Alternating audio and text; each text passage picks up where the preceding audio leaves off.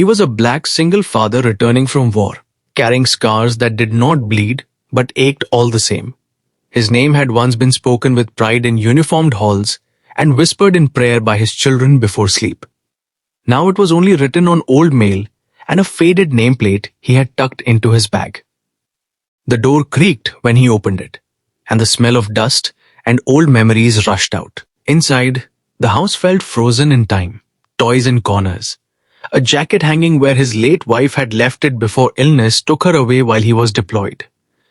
Grief hit him again, sharp and sudden, as if the war had waited politely until he came home to strike. The first nights were the hardest. He slept on the couch because the bedroom felt too full of absence. His children moved around him carefully, like visitors in a museum, unsure which version of their father had returned. He cooked simple meals, burned a few, apologized with his eyes when words failed. Nightmares woke him before dawn, and he would sit in the dark, listening to the hum of the refrigerator and the distant sound of traffic, reminding himself he was home, reminding himself he had to be strong. Money became a problem faster than he expected. The savings were thin, the benefits delayed, the bills unforgiving. He applied for jobs that never called back, his resume marked by years that scared employers who did not know how to read sacrifice. Some days he stood at the sink, hands gripping the edge, fighting the feeling that the war had followed him home in a different uniform. He worried about his children's school lunches, about the roof that leaked when it rained, about the way the world looked at him now, not as a soldier, not as a hero, but as a tired man with too much weight in his eyes. The neighborhood watched quietly. It was a street of narrow driveways and familiar routines, where people nodded but rarely stopped. Lawns were mowed on Saturdays, trash cans rolled out on Tuesdays, and life moved on whether you were ready or not. He noticed how some curtains shifted when he walked by, how conversations lowered in volume. He did not blame them. He barely recognized himself. One afternoon, after a long day of rejection and paperwork, he sat on the front steps, elbows on his knees, staring at the street as if answers might roll past. His youngest child slept inside, worn out from worry they did not have words for. That was when his neighbor approached, not with suspicion or pity, but with the ordinary confidence of someone who had lived next door for years and decided that today was the day to speak. The neighbor was older, with slow steps and a posture shaped by decades of work and quiet observation. They had exchanged polite nods before, nothing more. Now the neighbor stopped near the fence, sunlight catching the lines on their face, and said one sentence that did not sound grand or rehearsed, but landed with the force of truth. The neighbor said that he did not have to carry everything alone anymore. It was not an offer of money or a speech about gratitude. It was simply a recognition of burden, spoken plainly, without judgment. That sentence cracked something open in him that the war had sealed shut.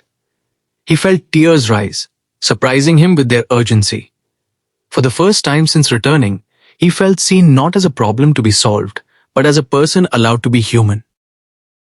After that day, small things began to change. The neighbor started checking in, sometimes with leftovers, sometimes with information about local work, sometimes just with a presence that said, "You are not invisible here." Other neighbors followed, slowly, cautiously, as if kindness were a language they had to relearn. Someone offered to fix the leaking roof. Another passed along a lead for a job that valued reliability over polish. His children laughed a little louder when neighbors waved. The street felt less like a row of closed doors and more like a place where roots could grow again. He found work that was not glamorous, but honest, using skills learnt in discipline and endurance. The hours were long, his body sore, but each paycheck felt like proof that forward motion was possible. He enrolled in counseling through a veterans program, learning to sit with memories instead of fighting them. Some days were still heavy. Triggers still lurked in ordinary sounds. But now, when the weight pressed down, he remembered that sentence, and the way it had shifted the ground beneath him. The seasons changed, and with them, the house began to feel warmer. He painted the walls with his children on weekends, letting them choose colors that felt like hope. They planted a small garden in the yard, watching green push through dirt as if the earth itself were offering lessons. He started sleeping in his bed again, the nightmares less frequent, the mornings gentler. Photographs went up on the walls, not to erase the past, but to acknowledge it and keep moving. The neighbor remained a steady presence, never intrusive, always available. They shared coffee on the porch sometimes, talking about weather, about life, about loss, without naming it.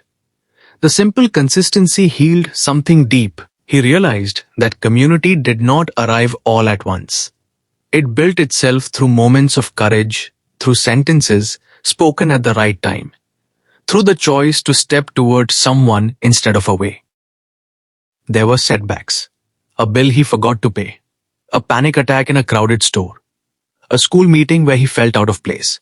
But each time, he recovered faster, steadied by the knowledge that asking for help was not weakness. His children noticed the change. They hugged him more easily. They slept better. They started inviting friends over, proud of their home again. As the anniversary of his return approached, he stood on the same front steps where despair had once settled in his bones. The street looked the same, but he did not. He understood now that survival was not the end of the story.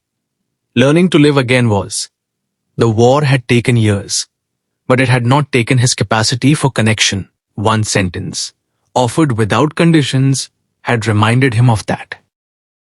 Near the end of this story, if it touched your heart even a little, please take a moment to like the video, share it with someone who might need encouragement, and subscribe to channel name. Your engagement helps these stories reach the people who are quietly waiting for hope. He watched his children play in the yard, their laughter carrying down the street, and felt something like peace settle in his chest. The neighbor waved from across the fence, a small gesture that meant more than words. He knew challenges would continue, that healing was not a straight line, but he also knew he was no longer walking it alone. The house, once heavy with silence, now held music and plans and the promise of tomorrow. Before this story ends, there is one special request. If this journey moved you, inspired you, or reminded you of the power of a single kind moment, please leave a comment sharing what line or moment stayed with you the most. Your words might be the sentence that changes everything for someone else.